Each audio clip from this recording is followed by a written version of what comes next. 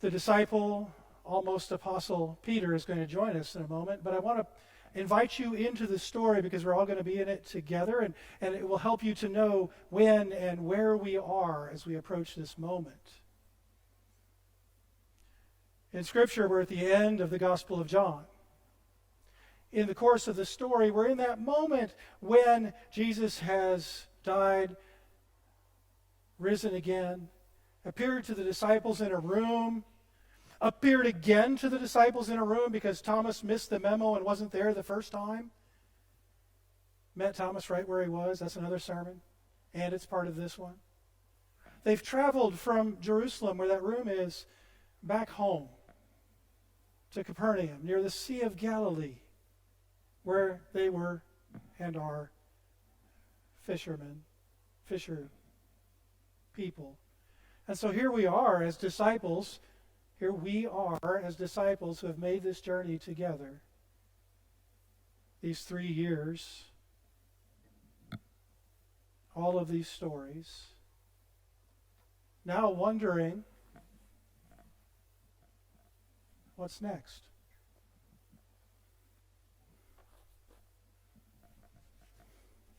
I'm in costume. What do you wear when you go fishing?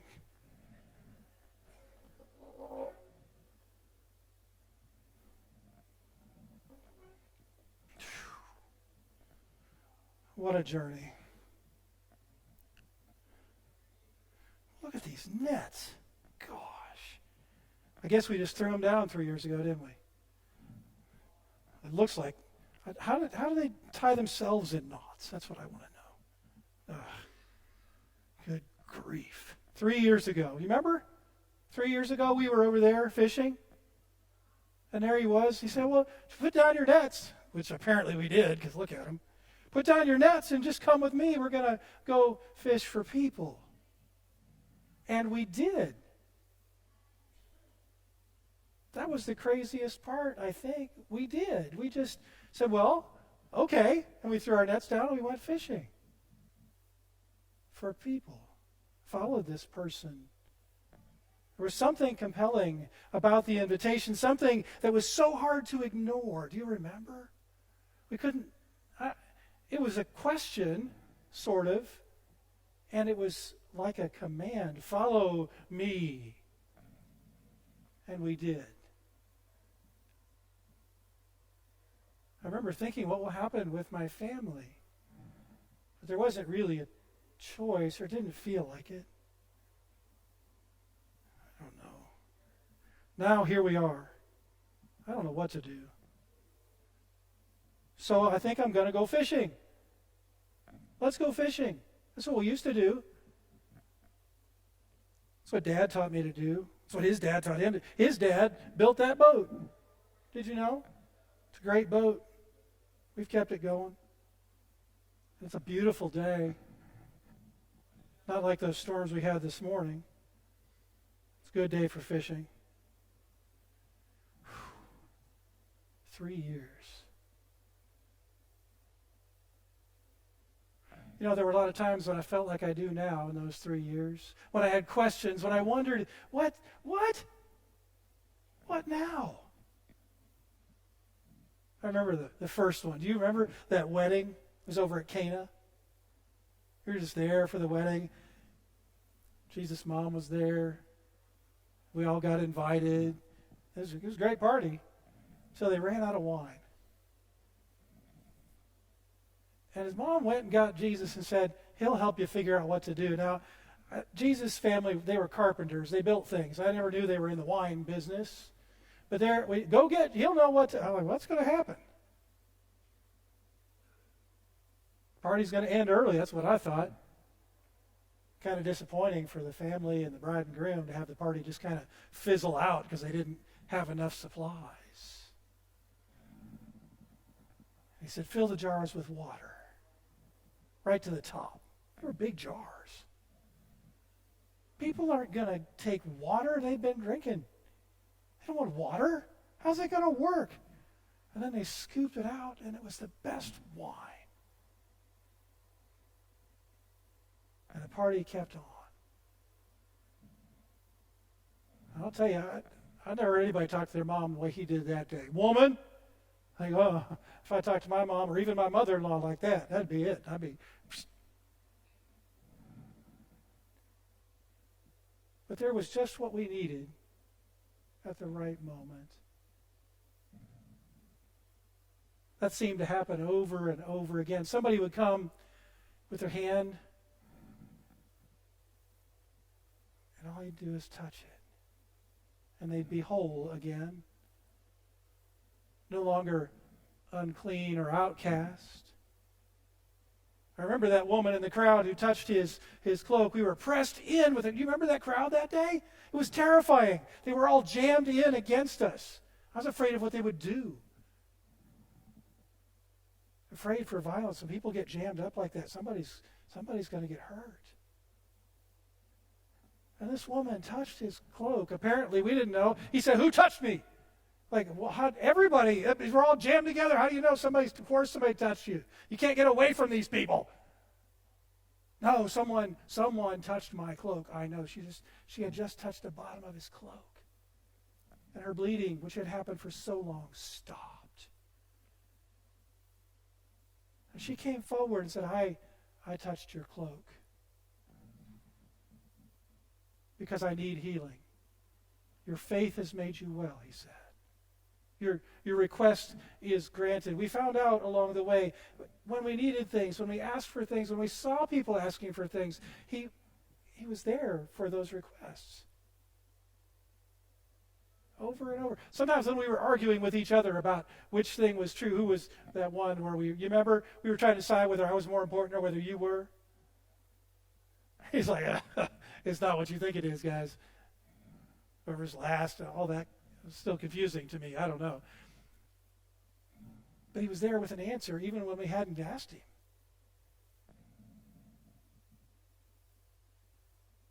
I remember that day he visited our house, just over there. My mother-in-law was in bed with a fever. And he went in and just touched her hand. She popped out of bed and began serving us like she always does, of course. It's like, Mom, settle down. You've been in for the fever. You should rest. No, I got stuff to do. She felt so completely whole. She couldn't help herself.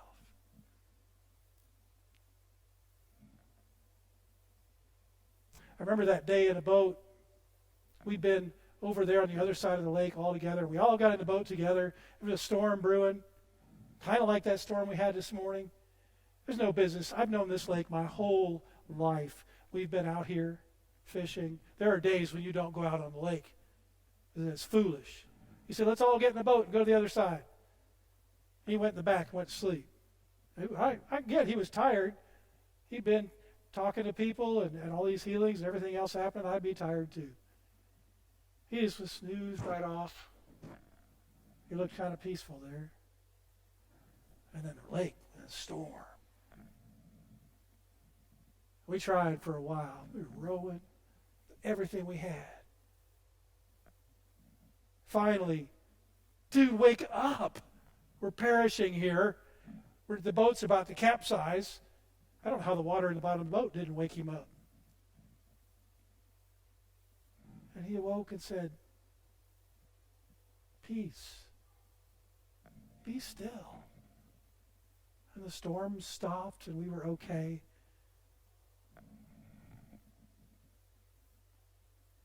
And it wasn't just a few weeks later. We were back over there on that same side. Those people had followed us around because they wanted to hear what he had to say, because they yearned for healing, because they couldn't stay away from us. They wouldn't stay away from us even when we tried to get away and rest. And there was thousands of people there that followed us. We went across the lake in our boat. They went around the long way. I don't know who takes that kind of journey and doesn't bring lunch. But it's not very good planning. So here we had all these people, nothing to eat. They'd been there all day. Master, what do we do? Oh, what do you have with you, he says. A little bit of bread, a couple of fish. barely enough for the 12 of us. No. Okay, he blessed it. We started passing it out. And our needs were more than met on that day. Our next problem was what to do with 12 baskets of leftovers. What do you do with those? It was amazing how those requests were always met. I mean, he did say, ask. Ask. Just ask and you will receive. Go looking. Search. Seek. You can have questions. If you go looking, you'll find. If you don't ask, if you don't look, it was pretty clear. He always invited us to come and ask. Kind of like meeting us in that room last week after death and resurrection. And we heard Mary's story, but it's so unbelievable. I've seen Jesus. How can he be alive?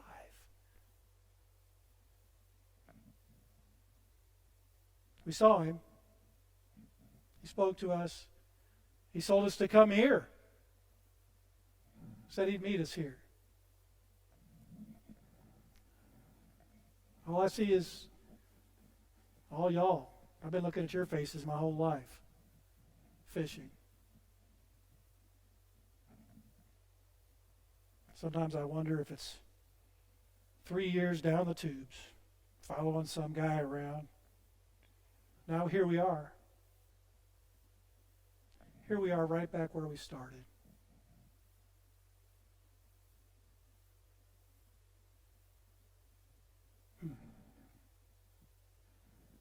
Let's go fishing.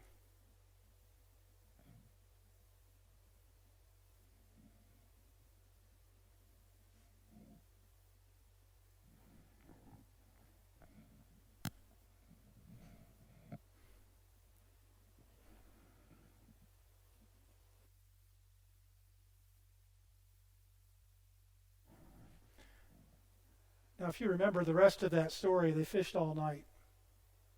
They fished all night after tending their nets and getting things ready and making sure their boat was seaworthy. They did what they've always done. They went right back to who they've always been and went fishing. That's who they are. So, of course, they did. And in the morning, still with their questions, after a whole night on the water with their questions, with their wondering, with where is Jesus in the middle of this problem, they find a stranger on the beach. He's got a little campfire going, and perhaps a twinkle in his eye. How's the fishing today? Did you do any good fishing? How's the catch? Nothing. We fished all night and we caught nothing. Oh. Why don't you put your net in over there on the other side? We fished the whole lake. Fine. And they put their net in. And you know the story, 153 fish in one catch. The net bursting. And in that moment, they recognize this stranger on the beach is Jesus.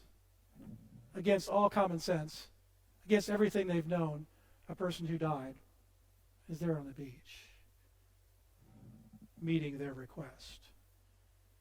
And they have a fish fry, and some of their questions are answered.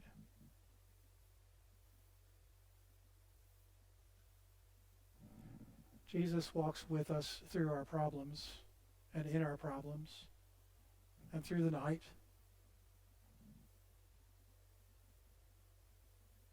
And it's always acceptable to bring our requests and our questions and our needs and lay them at Jesus' feet. And say, this is what I got. This is what I know. This is who I am. Jesus meets us right there. Right there. Faithfully. Every time. Eventually. Sometimes we have to go through the night, figuratively speaking. Right? It's not always as immediate as we would like. I don't want to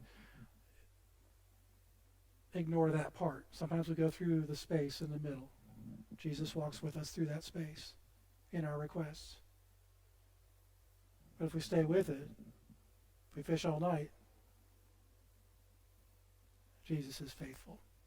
And we don't fish by ourselves, just like those disciples. We fish together. Would you join me in the affirmation of faith? You'll find it on the screens.